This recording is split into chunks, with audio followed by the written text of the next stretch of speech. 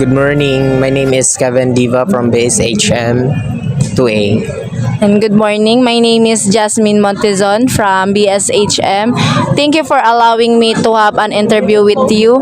And meron po akong question about ano ang iyong mga plano o hakbang kung ikaw ay napagod o naubusan ng lakas sa pagtahak ng landas bilang isang self-supporting na estudyante o working student.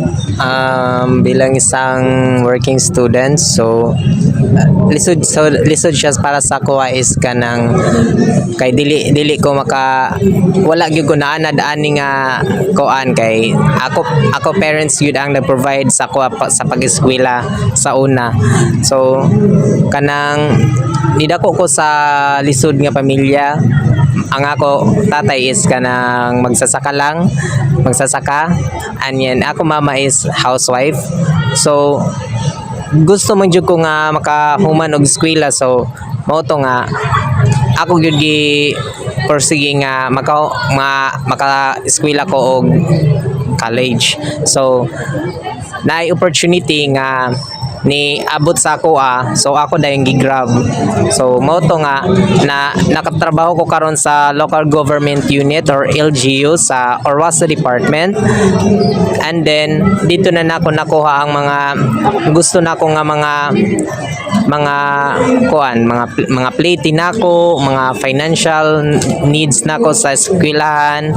So kato nga opportunity is dako gyud siya og nakatabang sa ako pero about sa mga plano nako sa hakbang nako nga kanang kapoy na gyud sa sako is ang ako na lang buhaton is kanang muhilak na lang ni gabi kung dili na jud nako kaya. At the same time ako kanang mo pray na lang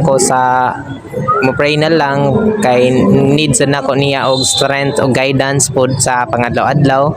So after pagka morning trabaho na sad, balik na sa eskwela, padayon lang gyud hangtod sa makauman po. Thank you for answering my question, Kuya Kevin. And thank you for sharing life experience. And that's all. And have a nice day, Kuya Kevin. Thank you. Thank you.